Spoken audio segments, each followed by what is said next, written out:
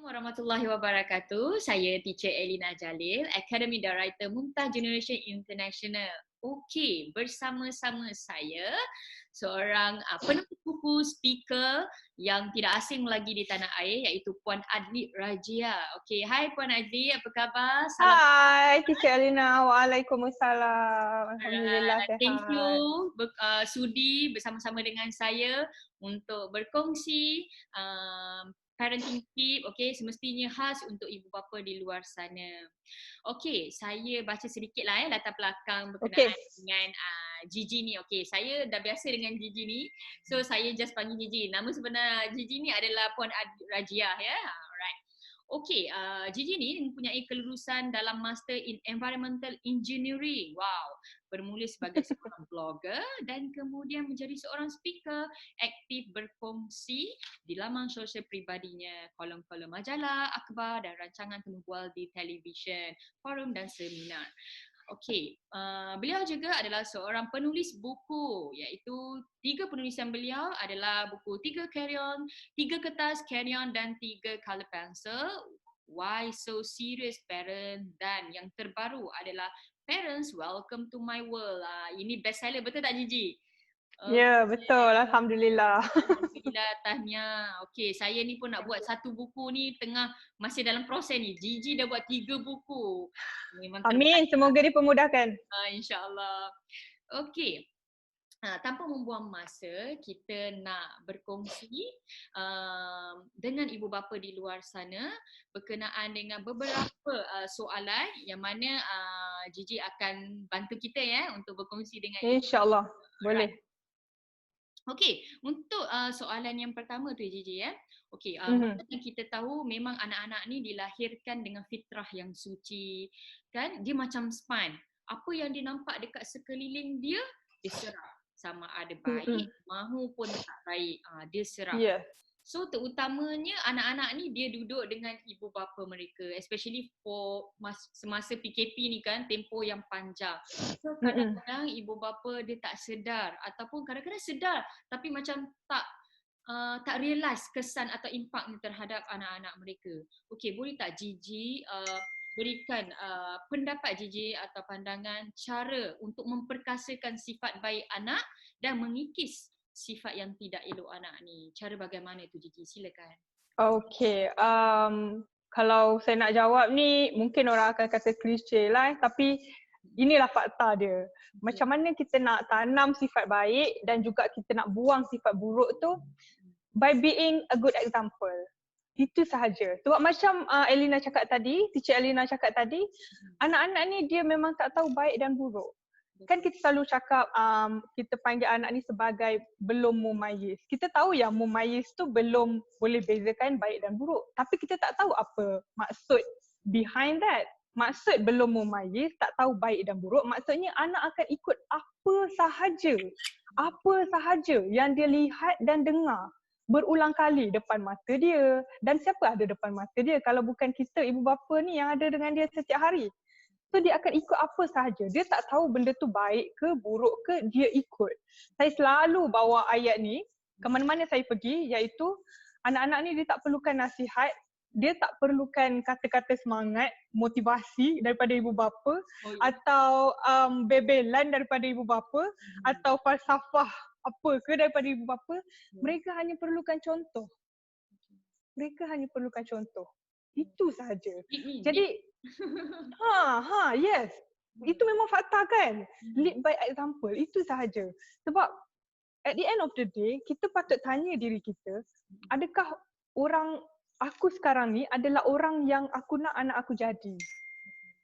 Aku dah jadi ke orang yang aku nak anak aku jadi? Kita nak anak yang tenang, yang baik, yang dengar cakap, yang tak suka marah-marah. Betul tak? Yang boleh berfikir dan sebagainya. Tapi yang kita dah jadi ke belum? Kita dah jadi ke belum orang tu? So we should ask ourselves first. Kan?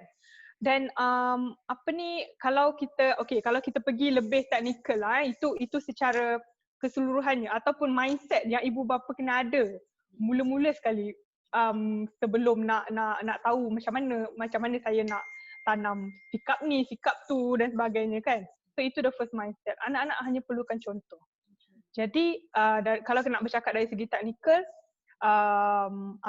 macam mana kita nak encourage anak lebih berbuat baik, lebih banyak berbuat baik, kita boleh gunakan macam-macam cara. Salah satu contoh yang saya pernah share dalam buku 3 kertas, reward system. Reward system. Yes, macam kalau anak capai sesuatu atau dia buat sesuatu kebaikan, kita bagi dia satu stiker ke atau satu point ke, tak kisahlah point ke stiker ke, and bila dah kumpul dah capai beberapa target tu, kita boleh bagi dia reward atau hadiah dan sebagainya. Ramai ibu bapa yang takut nak guna reward system ni sebab dia orang cakap macam nanti anak saya buat baik sebab nak hadiah je. Tapi bagi saya nak jadikan sesuatu kebaikan tu, sikap yang baik tu, nak jadikan habit, dia ambil masa. Dia perlukan konsistensi. Dia perlu istiqamah sekurang-kurangnya 90 hari, 3 bulan.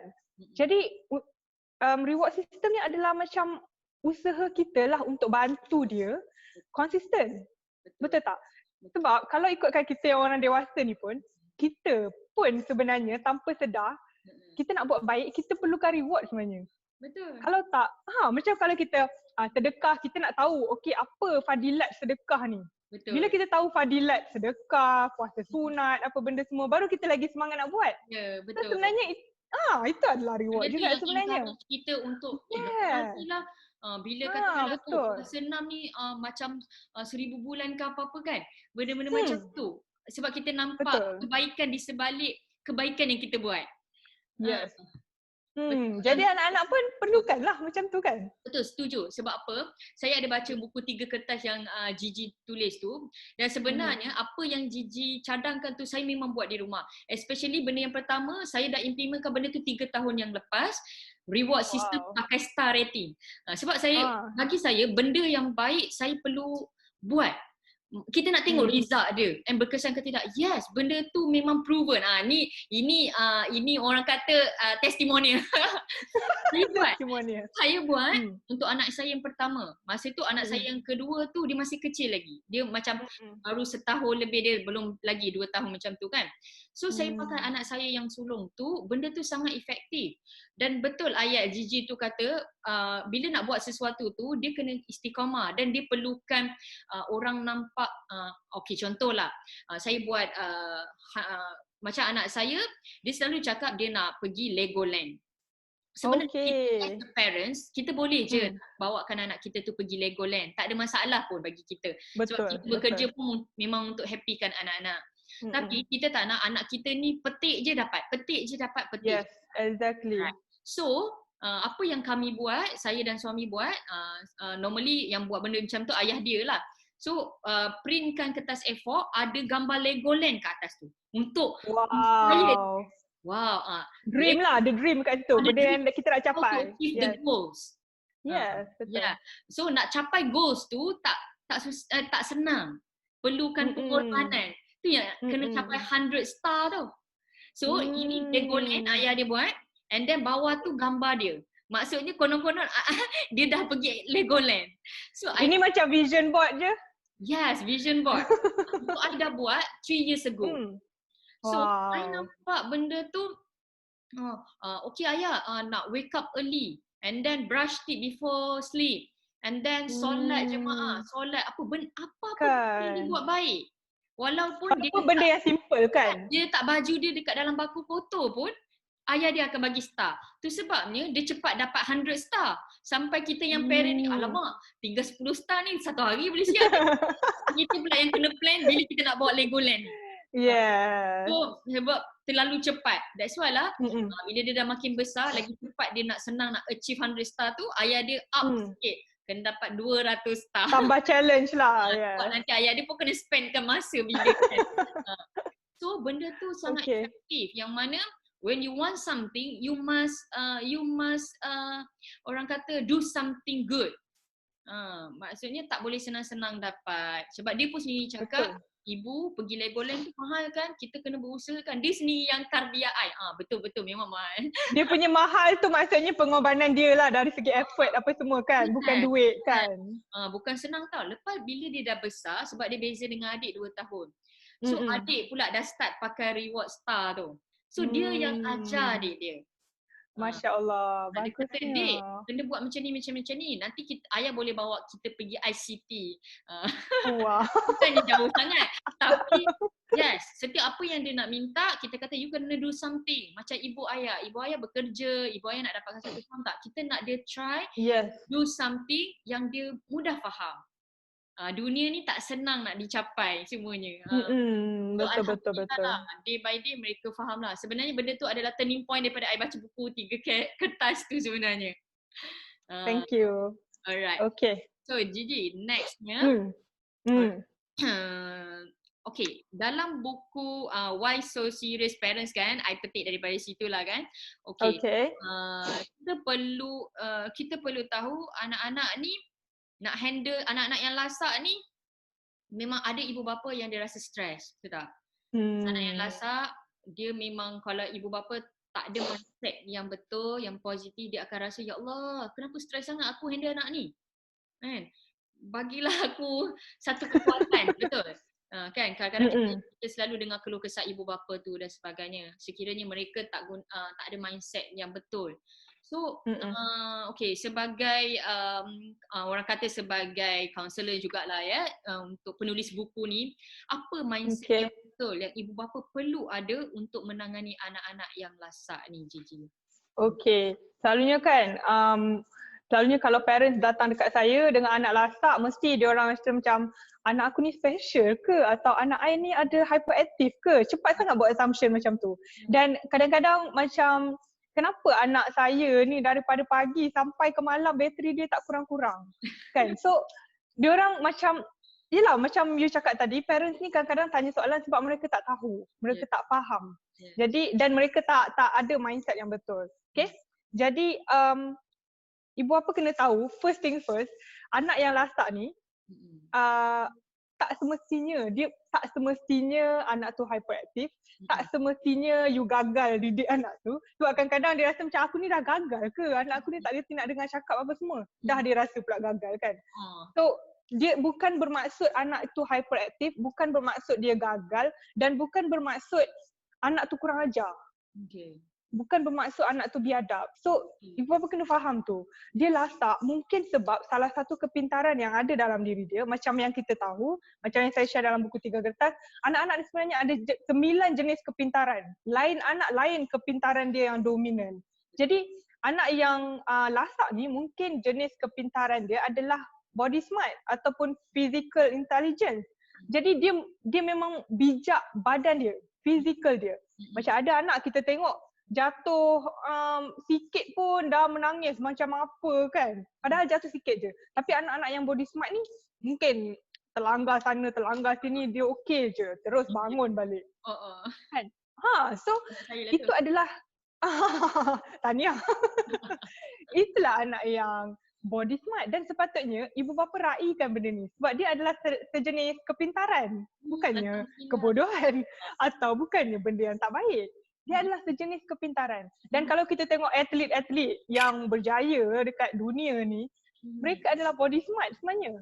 Jadi apa yang ibu bapa boleh buat kalau you identify yang okay, anak saya ni mungkin body smart, mungkin dia banyak energi dalam badan dia kan, tak macam orang lain yang boleh duduk diam. Satu benda yang ibu bapa perlu buat adalah dalam satu hari tu you kena tengok anak you paling aktif bila.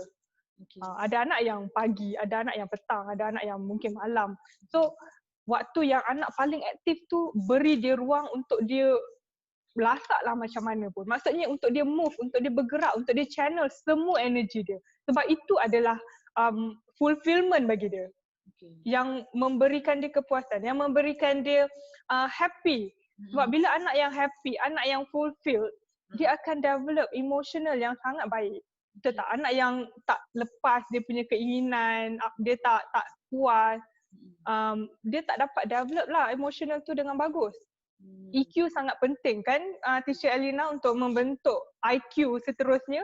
EQ sepatutnya datang dulu. Jadi kalau kita tak bagi ruang untuk anak tu lasak, tak perlulah ruang yang sebesar-besar alam pun. Just at least satu ruang, corner untuk dia bergerak, untuk dia move, untuk dia buatlah apa benda yang dia, aktiviti fizikal yang dia nak buat. Dan pemilihan sekolah pun sebenarnya penting. Pemilihan sekolah. Adakah sekolah yang you pilih untuk anak you tu sekolah yang daripada pagi sampai ke petang duduk aja, itu tak sesuai lah untuk anak yang body smart, betul tak? Jadi itulah saya rasa perkara-perkara yang ibu bapa perlu tahu kalau dia ada anak yang sebab apa Gigi, anak saya yang sulung tu dia memang body smart. Macam Gigi cakap tadi, dia kalau langgar apa-apa dia tak tahu. Sampai dia cakap sakit ni, tapi dia kata it's okay ibu, sikit aja. Dia kata dia memang mecet sikit. Maksudnya contohlah, dia turun tangga daripada rumah, dia terguling. Saya kata Masya Allah. Okay? Okay ibu, sikit je. Dia jalan macam biasa. Tapi I tahu sambil tu dia pegang lutut dia. Dia pegang lutut dia usap-usap je. Nak kata dia tapi dia boleh kontrol. Yes. Nak kata dia macam, anak aku ni macam ego je, tak nak kasih sakit ke kan? Tapi kita ni ibu dia kata, macam nak kena letak minyak ni sebab bergolek. So dia kata okay. And then dia jatuh dekat tar pun okay. Tapi berdarah. Tapi benda-benda macam tu lah I nampak dia memang body smart. Bila I baca buku 3 Kertas tu, baru I realise yang Ihsan ni body smart. Sebab apa? Bila dia jatuh dia tak pernah menangis. Kecuali betul tu ni kalau dia menangis maksudnya memang tersangat sakit lah. Sakit sangat lah. Yes. And then dia memang jenis yang kinestetik. Yes, kinestetik, that's the word. Dia bergerak. Dia punya tangan, dia punya kaki semua nak kena bergerak.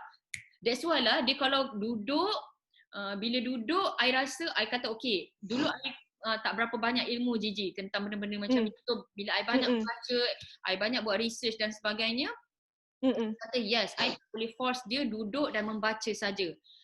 I macam zalim sangat buat macam tu kat dia. So I kata Yusof, so I bagi a few topik, I tengok dia akan pilih benda-benda yang pakai otak. So matematik. Matematik memang orang kata kalau soalan tu ada 100 dia boleh buat kurang daripada 5 minit.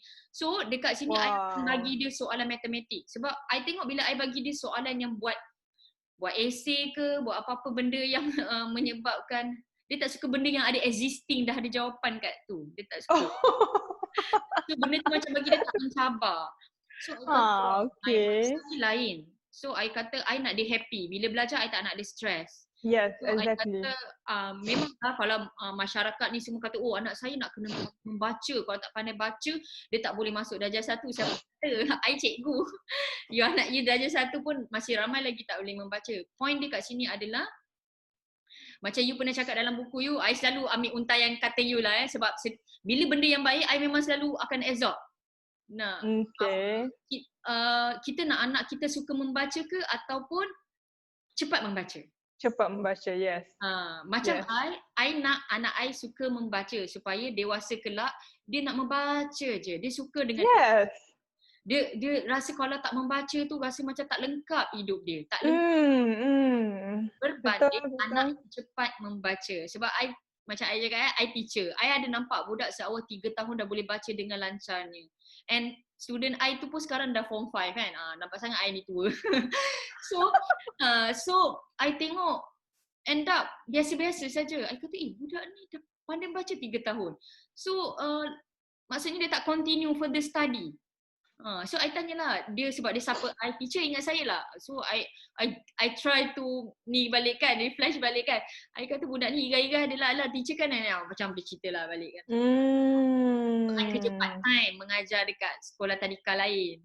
So masa I habis cuti SNM, I akan kerja kat tadika saja je kan. Rupanya budak tu walaupun umur dah 18 tahun dia ingat muka I lagi. So I kata itulah I kata you ke yang pandai baca tu barulah dia flashback balik lah situasi dia menyebabkan I. So point I kat sini adalah I tak nak anak I nak paksa dia membaca.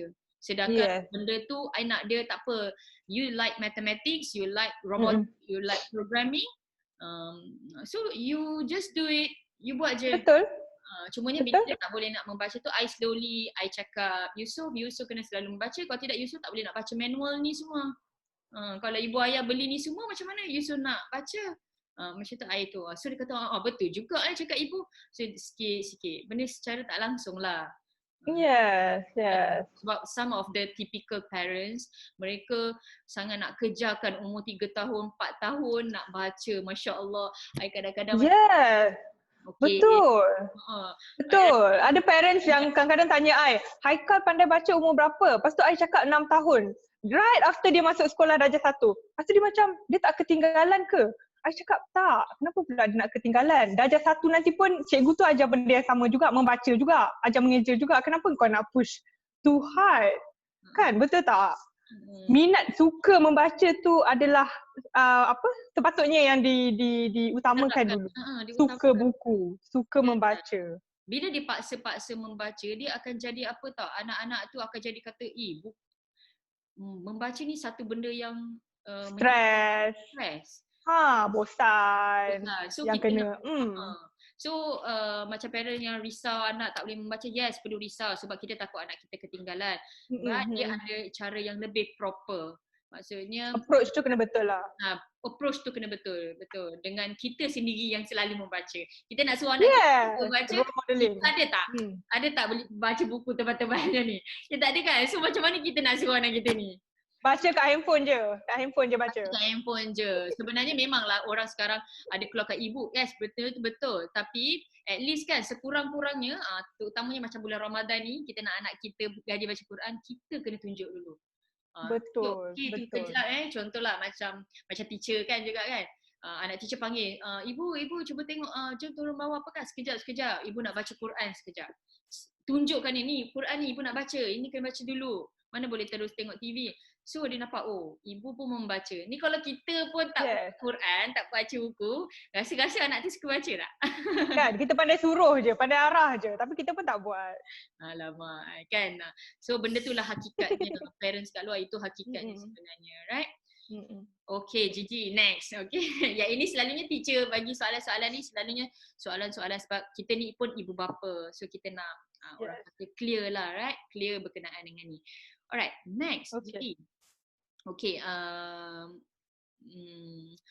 macam kita kan, kita ni perempuan kan, kita ni lemah kan, macam I memang tak nafikan lah, macam I sendiri kan, kadang-kadang tahap kesabaran kita ada limit dia. Alright, kita bukanlah kata kita ni bagusnya kalau orang kata teacher Elina mesti seorang yang penyabar tahap dewa kan. Tidak. Macam mana I nak dulu yes kesabaran orang kata Elina masa dekat universiti dulu ke apa-apa lemah lembut je orangnya. Adakah dia akan handle anak dia dengan peluh lemah gemalai? So tidak. I selalu hijau, right? I selalu jadi hijau walaupun I tak pakai baju hijau waktu tu. So, sebab kita fitrah lah, manusia ada orang kata sifat marah dia, kurang sabar dia kan. So dekat sini macam kadang-kadang kita rasa macam saya lah, ni kita refresh diri sendiri lah kan. Bila kita dah marah anak tu, lepas dah marah tu baru timbul kekesalan. Ya Allah, kenapalah aku marah? Tak tahu apa-apa. Tapi emosi dia dah tak comel dah. Kita dah marah dia. Kadang-kadang kita marah tu bukanlah kita marah teruk-teruk. Tapi sebab ibu ni tak pernah keluar warna hijau selalu, setiap masa.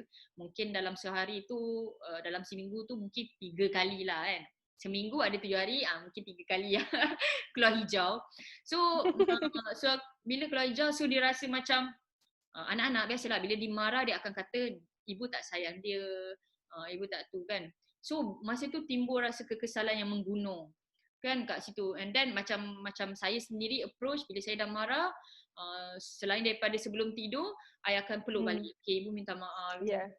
Ibu minta maaf sangat. Tadi ibu tengah buat kerja, no tak boleh kacau. Tiba-tiba ibu tengah call orang, no tiba-tiba ambil handphone ibu. Contoh, kan, you tengah call somebody kan, tiba-tiba anak you panggil you sampai handphone you terjatuh. Alright, kita dah cakap dah nanti ibu tengah call ni kan. So dia buat macam ni, mungkin dia tak mengerti apa. So dia panggil kita sampai telefon tu terjatuh.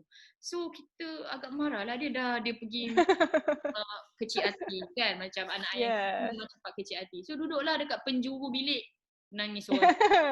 So, kesiannya. Yes, memang kesian lah. boleh tak Gigi bagi pandangan atau pendapat kenapa kita ni sebagai ibu bapa perlu kawal sifat marah kita dan benarkan kesilapan tu berlaku. Boleh tak Gigi bagi pendapat? Penting ibu bapa ni kawal kemarahan tu. Because salah satu lumrah kehidupan yang kita selalu lupa, sebenarnya mistakes and failures ataupun kesilapan, kesalahan, kegagalan itu adalah the greatest guru in the whole universe sebenarnya. Itulah cara paling pantas, cara paling cepat, cara paling tak tahulah, yang paling cepat untuk manusia belajar. Jadi kalau kita tak bagi anak buat mistake, anggap mistake tu macam dilarang, kira macam tak boleh langsung ada mistake ataupun gagal ataupun tak boleh langsung bagi anak rasa sakit atau jatuh dan sebagainya kan. Maksudnya kita tak bagi peluang anak belajar lah.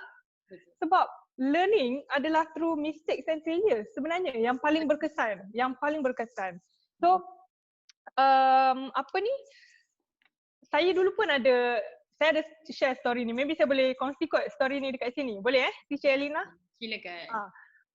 Saya dulu masa anak saya Haikal umur 3 tahun, saya baru lepas kemas rumah dah, mop lantai apa semua, tiba-tiba dia boleh tumpahkan Milo. Air Milo pula tu tau. Kalau air kosong tak apa juga. Ni air Milo. Mestilah saya pun bertukar jadi hijau juga kan. Saya marah, saya membebel. Papa. Mak ni kan kalau membebel kan laju je dia cakap, tak tahu apa benda dia cakap. Tapi kan? tangan sangat ngemas. Kan. So anak saya masa tu 3 tahun dan dia macam tercengang, dia macam keras kat situ tengok mak dia tiba-tiba marah naik hantu kan. So dia sampai keras kat situ. Dia macam alamak tak tahu nak buat apa, dia takut. Dia jadi takut. So suami saya dengan relaxnya boleh datang. Dia tanya macam, apa bising-bising ni? Lepas tu saya cakap lah, Haikal ni lah dia dah tumpahkan air Milo, orang baru lepas mop ni apa benda semua bla bla bla bla. Lepas tu suami saya cakap, okey tak apa macam ni. Relax je. Oh saya masa tu macam tak puas hatilah kan, aku yang mop bukan kau. Kan macam tu kan. So apa yang suami saya buat, kejadian ni lah yang bagi saya faham benda ni. Apa yang suami saya buat masa tu adalah suami saya panggil Haikal, dia cakap, Haikal nak tahu tak kain buruk sebenarnya boleh minum air?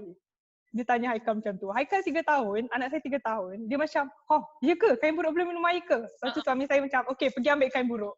So dia pun ambil kain buruk, cuba letak dekat atas air ni dan kita tengok dia minum air sama-sama. Lepas tu kain tu absorb lah air Milo tu semua, and then Haikal pun cakap lah, macam dia pun macam kagum lah, dia kata lah betul lah papa, kain buruk ni boleh minum air dan sebagainya kan. Tapi dalam masa yang sama suami saya cakap, betul lah sebab kain buruk memang boleh minum air, tapi kalau Haikal tumpahkan air, semua air dalam rumah ni, habis kita nak minum apa? Semua kain buruk dah minum. So masa tu saya kat tepi tengok macam tak puas hati je kan. Tapi surprisingly apa yang berlaku lepas tu, saya tengok Haikal every time dia bawa air, dia akan bawa dengan lebih berhati-hati. Dan kalau tertumpah walaupun sikit, dia cepat-cepat ambil kain buruk. So sebenarnya kalau kita explain, kalau kita tenang kalau kita tenang dan kita explain betapa mistake and failure sebenarnya adalah macam building block tau, untuk membina kematangan anak, untuk membina kefahaman anak tentang sesuatu perkara. Betul. So kalau kita tengok dari sudut tu, mistakes and failure ni adalah necessary dalam learning process, dan kita akan jadi lebih tenang sebenarnya. Betul tak? Dia yang pentingnya kan, bila anak tu buat mistake, kita kena tarik nafas, turun nafas, fikir rasional. Macam mana dengan mistake anak aku ni supaya dia boleh belajar daripada kesilapan. Yes. Tu macam peluang, macam opportunity. Peluang untuk dia tu.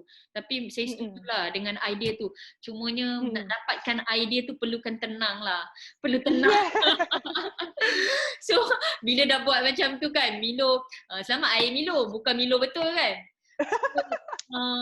Tapi betul lah, sebab saya percaya ibu bapa dekat luar sana pun dia akan pernah mengalami insiden-insiden macam ni, yang mana anak contohnya main air, main sabun dekat toilet macam anak saya, baru kita fill up refill dekat sabun kan. So saya kata okey, sekejap ibu nak ambil towel. Semua sabun Dah habis. shower tu habis. Saya kata, Masya Allah, apa dah buat ni? So kita fikir apa tahu? Satu, membazir. Tak apalah, selamat dekat dalam toilet. So tapi kita fikir kat kepala kita baru refill. Tadi kan? Kita baru refill. Lepas tu kita, macam saya ni, saya belajar lah juga macam nak tenang, jangan marah. Sebab bila kita marah, saya selalu cakap bila nak marah kan, saya mesti akan, mula-mula saya akan istighfar dulu. Ya Allah, biar Tuhan ampunlah dosa-dosa aku tu marah. Tahu tak? Saya akan cakap, sabun ni baru ibu isi. Tadi nampak ibu isi. Ibu, sabun kan untuk basuh toilet. Kita orang nak tolong ibu basuh toilet. Okay. Kan, reason behind that kan. Tapi dia banyak main air, main bubble, Gigi. Saya kata, tapi bukan sabun mandi. Sabun mandi. Niat dia tu. Niat dia tu betul. Ibu beli mahal. Macam saya walaupun benda tu murah ke apa-apa, saya selalu cakap dia mahal. Sebab apa, saya nak anak, macam anak saya lah, saya tak pasti ibu bapa dekat luar sana.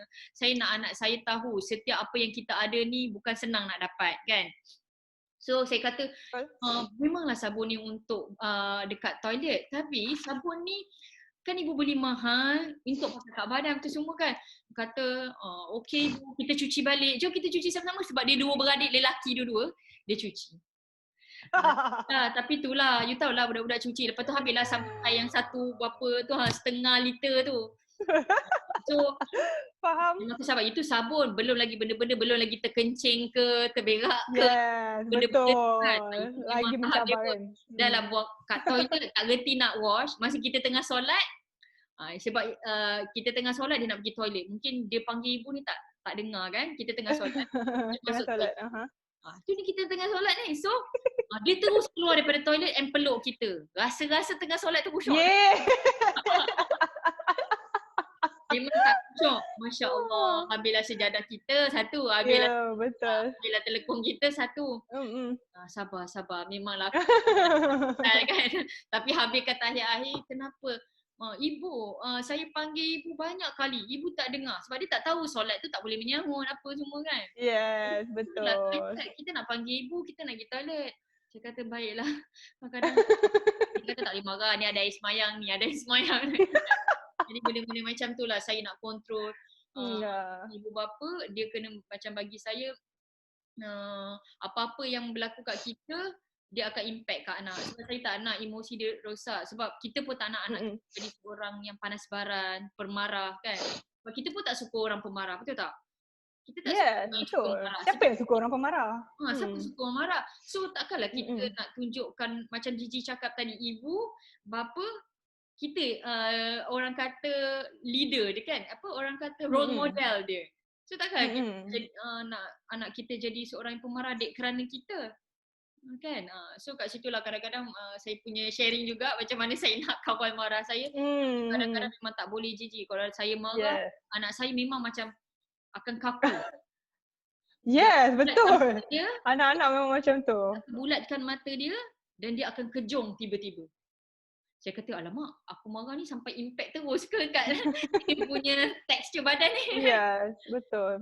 Okay, macam tu lah peranannya. Okay, thank you Gigi. Yang terakhir, yang ni paling best lah kan. Okay, saya dalam, saya tak pasti dalam buku 3 Getah ke apa, yang mana research daripada Dr. Muhammad Azhar Arif daripada UKM mengatakan anak-anak yang apa nama ni, yang mempunyai ibu bapa yang panas bara, yang suka memukul, berteriak. Kadang-kadang ada ibu bapa yang macam orang kata tangan pantas. Apa ada kat badan apa keliling dia semua dia campak ke anak dia. Ya, betul. Kemerotan, alright? And menyebabkan anak-anak tu yang ada sifat yang kurang hormat pada orang lain. Dia akan ada satu perasaan atau satu kesan yang mana bila ibu bapa tu seorang yang pandai barat, dia akan menghasilkan anak-anak yang tidak hormat kepada orang lain, apatah lagi kepada pencipta dia.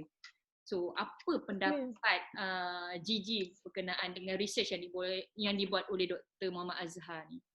Okay, saya sebenarnya masa tu saya tengah dengar dia punya talk masa tu dengan Datuk Izhar ni kan. So masa tu ayat tu betul-betul capture, betul-betul strikes me. Sebab saya pun panas baran juga. Ada juga dia punya panas baran tu kan. Takkan impossible lah. Manusia ni mesti sentiasa ada je Sifat masa-masa marah yang dia. dia marah. Betul tak? Sebab kita bukan malaikat kan. So benda, apa yang dia cakap tu betul-betul strikes me. Dan saya mula faham sebenarnya orang yang tak rasa disayangi, anak yang tak rasa disayangi takkan pandai menyayangi. So kita pun sebenarnya kalau kita tak bahagia, kita takkan membahagiakan orang lain. Impossible untuk kita membahagiakan orang lain. Jadi kalau kita layan anak macam tu dengan panas baran, dengan mungkin ada rasa benci, dengan mungkin dalam satu hari tu mesti ada yang kita buat dekat anak yang effect dia punya emotionally. Kira dia rasa tak best dan sebagainya. Mungkin kita naik tangan ke atau kita menggunakan perkataan-perkataan yang tak baik. So setiap hari dia rasa benda tu, dia akan jadi orang yang tak pandai menyayangi. Sebab macam itulah dia dilayan setiap hari. Betul tak? Jadi macam yang saya cakap tadi, sebenarnya kalau saya sendiri suka buat refleksi diri setiap malam tau. Saya akan tanya diri saya, adakah aku kalaulah anak saya tiba-tiba satu hari nanti dia kahwin dengan orang yang sikap dia macam saya. Adakah saya happy? Pada hari tu. Okay, adakah saya happy kalau anak saya tiba-tiba kahwin dengan orang macam aku hari ni? So kalau jawapan saya tak happy, so maksudnya ada benda lah yang saya kena ubah. Ada benda lah yang saya kena adjust dari segi sikap. Dan ada ramai pakar dekat luar sana cakap parenthood ni sebenarnya kadang-kadang ibu bapa ni nak belajar seminar parenting, nak baca buku parenting sebab nak kenal anak, sebab nak betulkan anak, sebab nak didik anak jadi anak yang lebih baik. Sebenarnya parenting ataupun parenthood ni dia sebenarnya bukan proses mendidik atau membentuk anak, tapi proses membentuk ibu bapa yang layak dicontohi oleh anak. Betul, exactly. Dan bila bercakap pasal panas baran ni, kalau kita bacalah dekat Google Scholar, baca jurnal dan sebagainya, jelas dekat situ dia tak ada baik langsung. Memang tak ada langsung yang cakap macam boleh panas baran sikit-sikit, tak ada langsung. Even dalam Quran pun, kalau kita tengok prophetic parenting pun, macam mana Rasulullah layan anak-anak, layan kanak-kanak walaupun bukan anak dia, macam mana Rasulullah layan. The best parenting is through akhlak. The best parenting is through akhlak. Bukannya dari segi tips 10 tips mendidik, bukan. Itu just macam untuk kita punya knowledge. Tapi the best parenting is through you. You ni siapa? Betul tak? Dan betapa banyaknya kita tengok kesan daripada panas baran ni akan jadikan anak yang pembuli bila dia besar, anak yang penipu. Kan bila ibu bapa panas baran, anak ni jadi takut. Jadi dia tend to menipu lah. Kan sebab dia tahu kalau dia bagi tahu perkara yang benar, pasal aku kena punya. Kan? Baik aku tipu, selamat. Baik aku tipu. So bila anak yang selalu menipu, dia dah jadi habit menipu. So semua orang lah dia tipu lepas tu. Dan daripada menipu lah dia akan mencuri pula lepas tu. Dia akan berani buat macam-macam lah. Kalau dia lelaki mungkin dia akan buat sesuatu dekat anak dara orang dan sebagainya. Dia akan membuli. So macam-macam benda. Kalau banyak parents yang bagi tahu saya, dia kata alah dulu kita kecil-kecil pun selalu juga kena rotan. Okey je jadi orang je. You must ask yourself, sebenarnya jawapan tu ada dekat kita tau.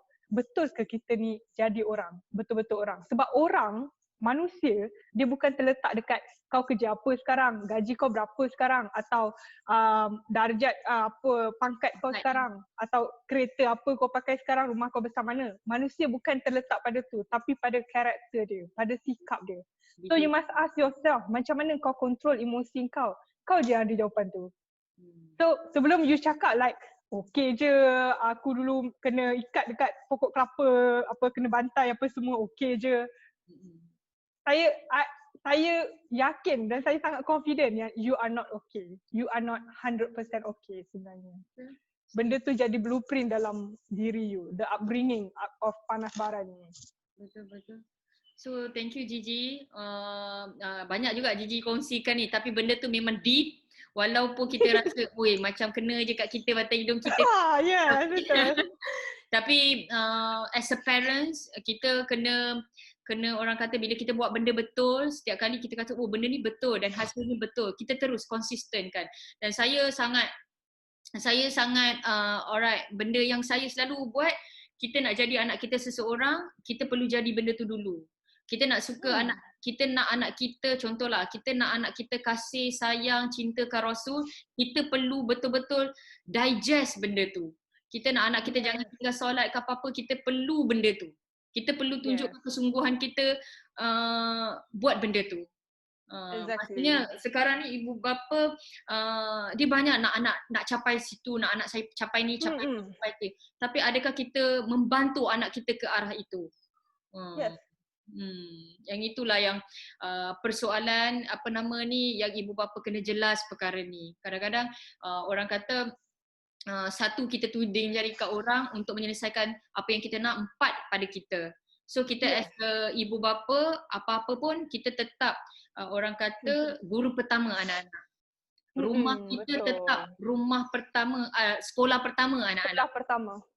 Sekolah pertama anak-anak. Sebab apa? Role model semua daripada kita. Guru dekat sekolah tu dia sekadar boleh menyokong, mendukung sahaja, dan pastinya untuk membantu ibu bapa di rumah. Tapi apa-apa pun, kalau cikgu ajar kat sekolah benda baik, balik tak di contoh tauladan yang baik atau role model yang baik, benda tu pun tak ke mana. Yang itulah yang pengalaman saya. Kadang-kadang kita ni mengajar daripada sekolah rendah, sekolah menengah, universiti, so pergi kepada preschool. So benda tu lah yang teacher nampak, yang mana macam mana hebat pun cikgu bertaraf berkelas dunia pun yang mengajar, tetapi bila sampai at home, so ibu bapa pun tak bagi yang terbaik untuk anak-anak, spoil anak tu punya emosi, anak tu punya akhlak dan sebagainya, kerana kita benda pun tak jadi apa. Right, itu saja daripada saya, perkongsian yang panjang hari ini. Alhamdulillah pada ibu bapa di luar sana. Saya bersama adik Rajia yang mana seolah penulis buku. Kepada ibu bapa yang inginkan hasil penulisan ataupun ingin perkongsian daripada Puan Gigi kita ni, boleh dapatkan buku-buku Puan Gigi kita, dan saya percaya bukunya sangat santai, best baca. You baca satu page, you mesti nak baca sampai habis. Ni bukan nak promote, tapi sebab saya dah buat.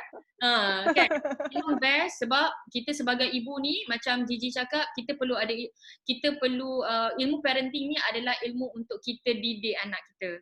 Alright, so kadang-kadang kalau ibu bapa tu dia rasa jangan salahkan diri sebab aku ni ibu yang gagal ke, ibu yang tak boleh nak ajar anak dengan baik ke, aku ni tak pandai ajar anak ke. Sebenarnya tidak, tuan-tuan dan puan-puan, anda bukan kategori macam tu. Cumanya anda perlukan ilmu untuk membantu anda mendidik anak-anak. Sebab of course ibu bapa di luar sana inginkan anak yang hebat, anak yang cemerlang dunia dan akhirat. Benda tu takkan jadi dengan tiba-tiba. Dia takkan jadi dengan tiba-tiba. Dia perlukan usaha yang konsisten daripada ibu bapa, especially in term of knowledge. Alright, parenting knowledge. Okay, itu saja daripada saya dan Puan Adli Rajia. InsyaAllah kita berjumpa lagi di perkongsian yang akan datang. Salam Ramadan, selamat berpuasa untuk semua ibu bapa di luar sana. Assalamualaikum warahmatullahi wabarakatuh.